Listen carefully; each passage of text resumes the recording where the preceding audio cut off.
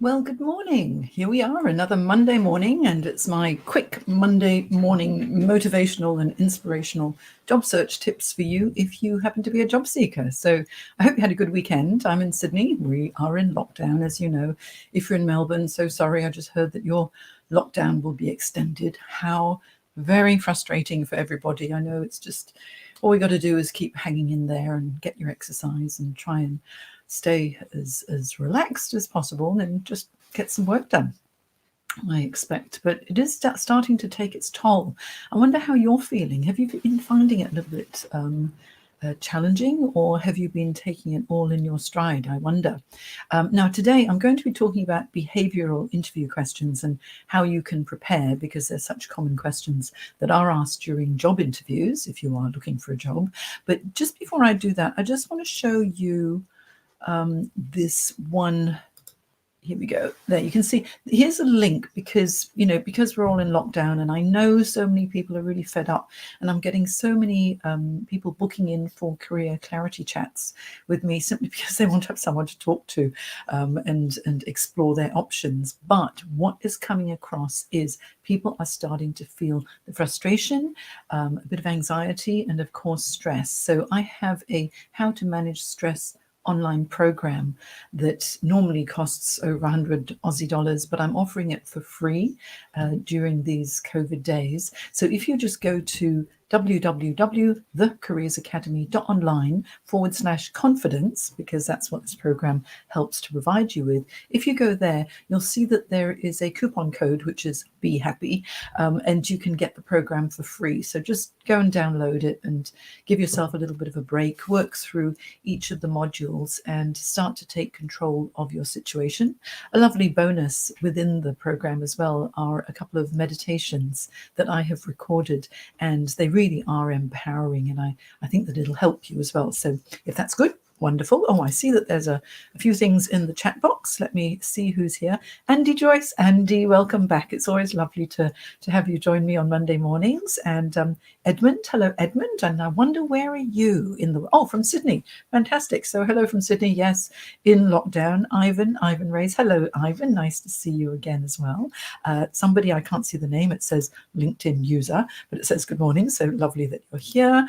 And Alan Farley. Hello, Alan. Thank you for joining us. And do let us know where you are this morning. Also, while I'm going through my presentation and talking about behavioral interview questions, if you've got any questions, please feel free to ask, because I'm always happy to respond. But I am only here until about 9:30. So let's get on with it, shall we? I can see that we've got about 10 people on the call at the moment. So please feel free to ask your questions. All right, so what I want to do now is I will hide this banner because we don't need it.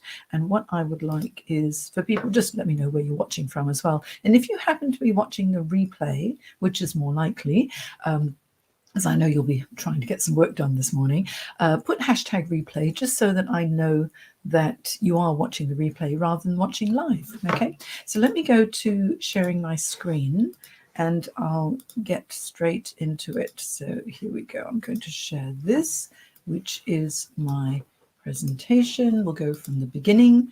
And so, okay, here we go. These are my Monday career tips. Every Monday morning from 9:15 to 9:30, you'll find me, and I'll be going through all the different aspects of job search and help you to prepare. What have I already covered? I'll just let you know. What I've already covered is how to craft accomplishment statements, the different resume layouts, resume do's and don'ts, and how to get through the applicant tracking system, how to create a powerful profile section or summary, and also how to prepare for interviews, the 4 fatal flaws of interviews, how to create an intro statement. And last week I talked about the common interview questions. So that's 7 sessions that I've had already over the past 7 weeks. If you go to hashtag Jane Career Tips on LinkedIn, you'll find all of my previous videos, so you'll be able to get up to speed. All right, but today it is interview preparation, and we're going to be talking about behavioral questions because they are a little bit different from your usual typical questions that you get. Okay, so how to handle behavioral questions. Now, just to let you know, as I just mentioned, previous Monday live broadcasts cover all aspects of job search. But if you want specifically interview tips, then if you go to hashtag Jane Career Tips, look for video number 6. It'll say 6 on it, and I give you a step-by-step guide to create a powerful pitch for interviews, so you can go find that. If you also go to the hashtag Jane Career Tips on LinkedIn, it's only on LinkedIn, look for number 7, and that was last week when I talked about the common interview questions. Okay. So, behavioral questions. Now, these are a little bit different than your normal questions because what it requires is an example. And in order to provide a really good example to respond to behavioral questions, you must prepare. You must think in advance, what are the competencies that they're likely to be asking me about? And then how am I going to explain to them how I've actually been successful in the past? So I'm going to just give you 6 sample behavioral questions, just so that you can start to think about it. All right. So here's the first one. How have you approached the management of a new team? You know when they are behavioral questions because it requires a story. It requires your explanation. So they're asking you how. So if it's a how question, that means I need an example of what I've done in the past, because with behavioral questions, they want to know what your past behavior was. And even though it's not always 100% accurate, your past behavior could give the interviewer an example of how you might respond in the next role. Okay, so how have you approached the management of a new team? If you have ever led a team, then you can use an example of how successful you were and your approach. Now, if they're going to ask you this question, it probably is that you will need to lead a team in that particular role. So, of course, knowing how you handle it or how you've handled it in the past would be really useful. Yes. So that's a typical behavioral question. Number 2, what about this one? Describe a time when you had to make a difficult decision. Now, describe a time. Again, we want a story. So basically, once upon a time, I had to make a difficult decision. Of course, you're not going to say once upon a time, but you know how we all love stories. Everybody loves to hear a story because we can put our own context into it in a way, and we can relate to stories, and we interpret it a little bit differently. So if someone's asking you, describe a time when you had to make a difficult decision, now how the interviewer himself or herself may have handled difficult decisions would be a little bit different from yours. So they'd be really interested to find out what your approach is. Now, we require a story. Now, in a little while, I'll tell you how to create those stories, but describe a time very often is a good indicator that they need a behavioral response. What about this one? Tell me how you handle pressure in the workplace. Tell me a story. Again, how do you handle pressure? So what is it that you do? What is your process? How do you triage when everything is coming at you all at once? So we need some examples, because if you say, oh, I handle pressure by taking a step back and thinking of this, that, and the other, then it sounds like theory. Whereas if you say, well, this is how I tend to handle pressure. Let me give you an example. There was a time when, and then when you give me that example, it makes it real, and you're telling me an interesting story with a positive result, hopefully. And if it's a tangible result, that's even better. If you save time, reduce costs, improve profits, whatever it is, if there's anything measurable, it makes your response even stronger. Okay.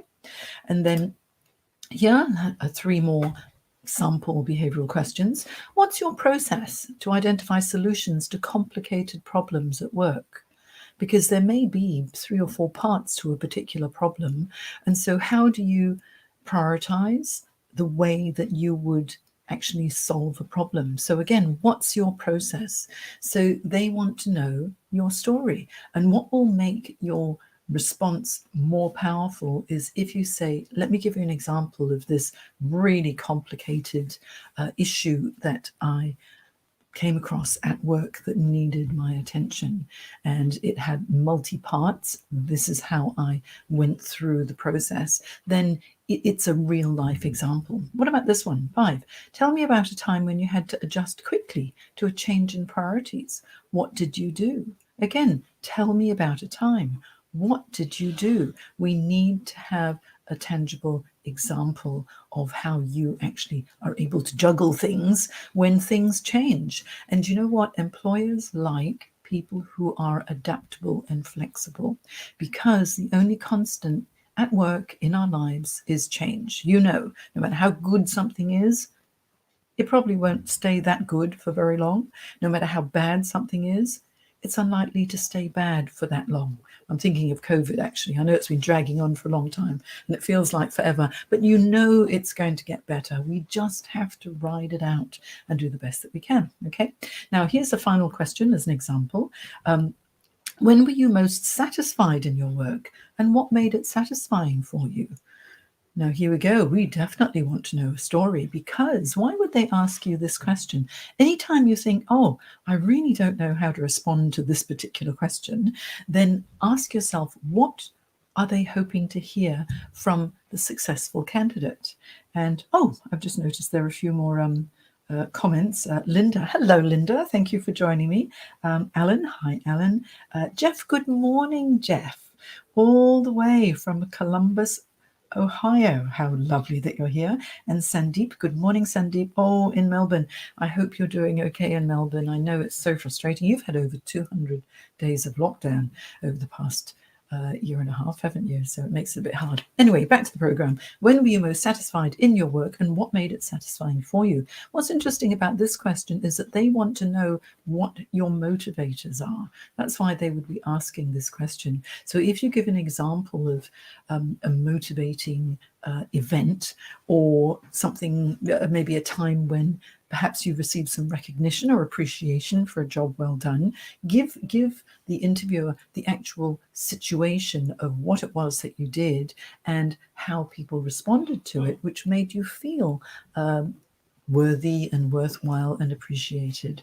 And then people can get to know you a little bit. So you can see how these behavioral questions are really quite powerful, aren't they? Now, I want to explain to you how to create a response so that when you're telling the story, it's quite logical and makes a lot of sense. Okay, and so here, examples of how you handle difficult situations will indicate your potential in a new role. Okay, it will indicate. It doesn't mean you're definitely going to be like that, but it does give people a bit more comfort knowing, you know, what your process has been in the past. You'll probably do something similar in the future too. Yes. So if you think about a problem, what were the actions that you took, and then the result. So think about a situation, a problem that happened at work that required you to take action, or required you, if you were in a leadership role, to lead your team to do something. So what was that action? And then what was the tangible result? Quite simple, isn't it? I actually have a really good accomplishment identification template that I use with my clients to take them through that accomplishment identification process. Last week, I was conducting a webinar for one of my corporate clients, and we went through it, and they were amazed at the information that you can draw out from yourself when you go through this accomplishment identification process. Now, let me show you a little bit more, and I'm just going to refresh this and see how things are going. Yes, okay, everyone's still here, which is lovely. Okay, so here, problem. You write this down. If you haven't crafted any accomplishment statements yet, do write this down so that you remember.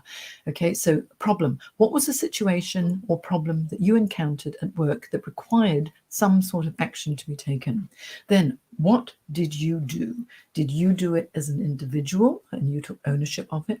Or did you lead or direct someone? Did you delegate? Or did you lead your team to take a specific action in order to achieve a positive result? Now, if you think about the results, what we want is either perceived or tangible results. Tangible results read and sound more powerful than perceived results, but sometimes what you do doesn't have a tangible dollar figure or percentage improvement to it. So a perceived result, you can use that as a positive. So think about, has there been a time when I have saved money, that I have improved profits, that I mitigated risk so that we avoided some disaster? Did I notice a wasteful procedure and recommend an improvement to it? Did I implement something new which saved a lot of time or saved some money? So think about the results that you have achieved, because sometimes you can reverse engineer these accomplishment identification exercises. Okay, and so if you think, I've designed and developed and implemented and identified problems, and I've grown profits, or I've reduced costs, or I've mitigated risk, or I've increased employee morale, or whatever it might have been, big or small. These are results that you have achieved in your career. Yes. So if you've achieved fantastic results in your career, let's tell the story. Okay, when you go through this, once you've got the information, then think about, what were the skills and knowledge that was required for me to actually get this done? And also, what were my personal traits that enabled me to get that job done as well? It could be that it's your drive or determination, or maybe your sense of humor that diffused a conflict-ridden situation. Okay, so there are lots of personality traits that would be useful for you to highlight as well. Your negotiation skills, your interpersonal communication skills, your ability to influence, your ability to relieve pressure, build confidence in others. All of these are results that you are able to impart on others, or for you can achieve for the organization. All right, so in order to help you a little bit, okay, I want you to really think about your story. And if you can tell the story, it makes it real, it makes it engaging, and it makes it interesting. This is a bit of a scary photo, isn't it, if people are not smiling at your story? So you smile when it's appropriate to smile, you nod, and just a little subliminal bit of body language is, if you're telling a story, much like I'm doing now, I'm talking to you and I'm nodding a little bit, okay, what I want is for you to also nod and agree with what I'm saying. Okay, and if you'll find, when you're sitting in front of some interviewers or next to interviewers, if it's a panel interview, if they start to nod when you're talking as well, then that means they're on board, they're agreeing with you. Just a little extra something for you. Okay, now I have a career communications pack, only if you're interested, where I have many templates that will help you to prepare for interviews and to market yourself as a job seeker. There is the accomplishment statements template in there, a resume template, my favorite template for resumes. It's a really good layout. A cover letter template to make life so much easier for you. How to craft a verbal pitch. There's your marketing plan, and also details, very detailed, on how to address selection criteria. So if you're interested in that, you can actually get it, and I've got a special offer for you. Okay, if you go to bit.ly/career comms, it's a shortened link. If you just go there, you'll find my career communications pack, and I'll give you 50% off if you use the coupon code LinkedIn Special. Okay, so there you go. If that's of interest to you. If it's not, then don't worry. But at least that's there for you. I'm going to stop sharing and open up for any questions if you've got them in a minute. Okay, and every Monday morning I'll be here for 15 minutes of inspiration. And if you want to see any of my previous job search tips, go to #JaneCareerTips on LinkedIn. Okay, so I'm just going to stop sharing, and I'm back. And so, how was that? Do you have any questions at all? Let me have a look. Who's here? Sandeep, yes. Oh, Amanda. Hello, Amanda. Thank you so much for joining us from Perth. How are things going in Perth, I wonder?